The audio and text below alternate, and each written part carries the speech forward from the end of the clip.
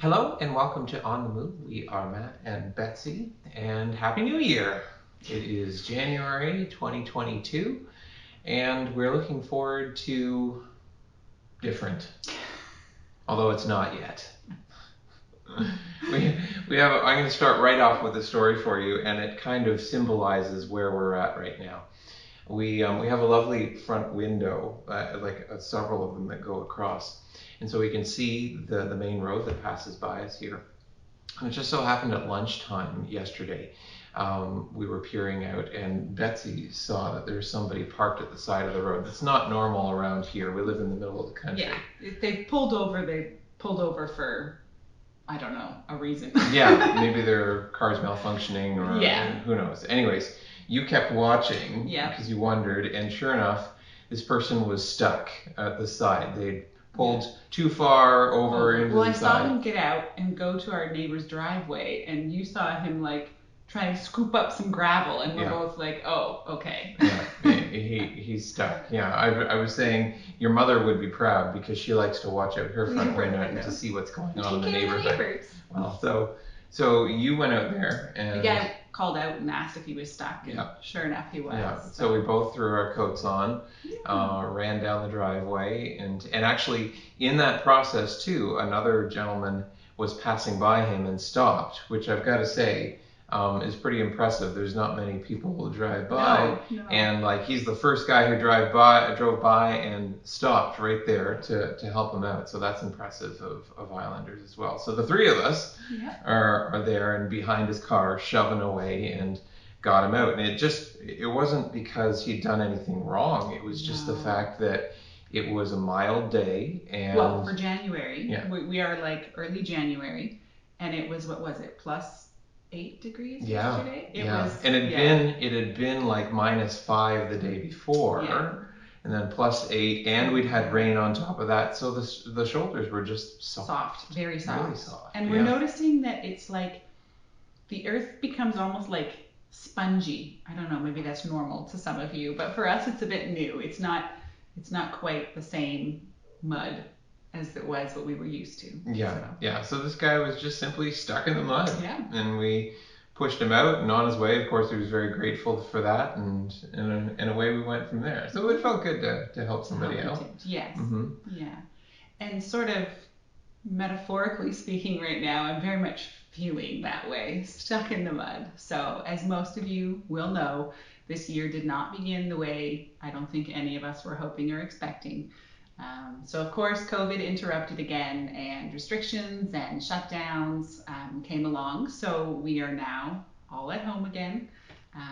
Girls are doing online school, which they're actually coping with very well. They feel at this point now that they're kind of old pros at it, as they spent, I forget, we added it up, and I think they've done a total of, it's been over 6 months now. Yeah, it was half of last year exactly that they were online. And then they were a good 3 or 4 months in the year previous as well. So at this point it has interrupted 3 of their school years, which we are grateful in the sense that I was reading a bit about some other parents' experiences with their kids who are younger, and if your child started school 3 years ago, they've never known quote unquote normal school.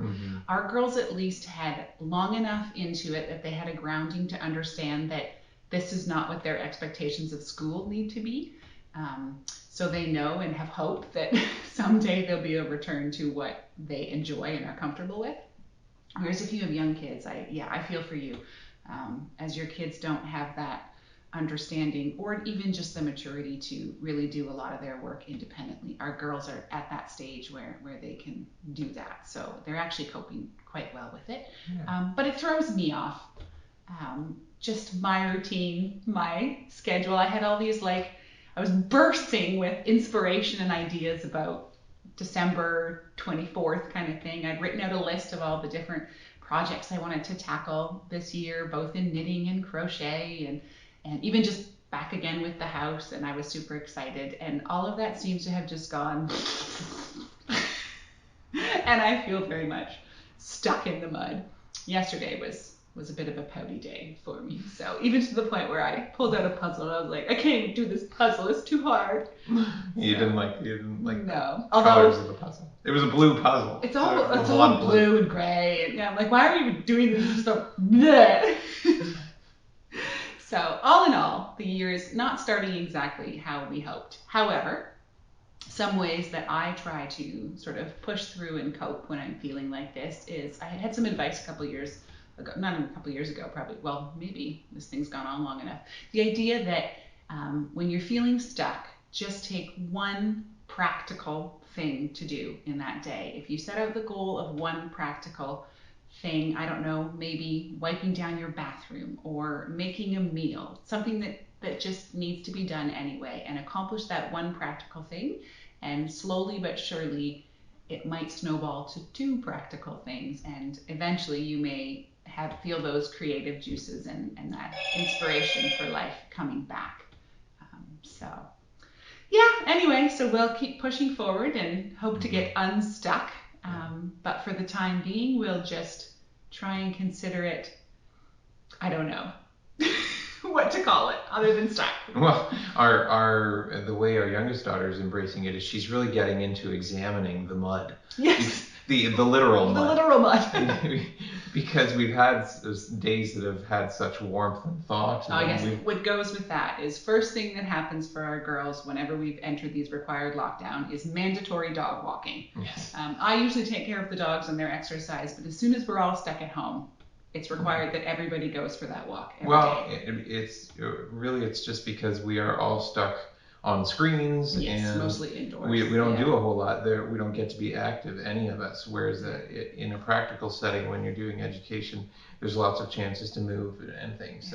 So the other 2 days previous, we made them walk the road because I was worried about the amount of mud, because where we're used to, mud is like you can get really stuck in it, and trying to walk in it, it will collect on your footwear. I think it has to do with the clay in the mud. Content? Yeah, and it will. Yeah, you'll get these giant cakes. Suddenly you'll be walking in massive, which we did last year. We went out into a field that we thought was still frozen. It was not, and they thought it was hilarious. The kids were. One of the children was actually at one point lying down in the mud. Literally stuck. He could not get up on his own. On his back like a turtle. Anyway, we managed to rescue him from that mud. So this mud, she was discovering, is quite different. So yesterday we headed back out in the back field again. So just a very different mud. She was taking notes. Yeah, you really sink into it. You do. But then you come out and it kind of it gives you this nice fine coating of red on there on your boots, but it doesn't really collect. Doesn't seem to build up. Now, this is still on a path. We have not dared to venture into an actual plowed field. I don't think we do that anyways. No. Yeah, because also the mud here in PEI definitely has a staining quality to it. Absolutely. As well. It's beautiful. I actually quite like the red, but in terms of on clothing and that sort of thing, if you got doused in that mud, I don't think you'd ever get it clear. I have heard people recommend when you go to the beaches, maybe not your best. That's a tourist thing you can do. Maybe not your best white swimsuit. Yeah.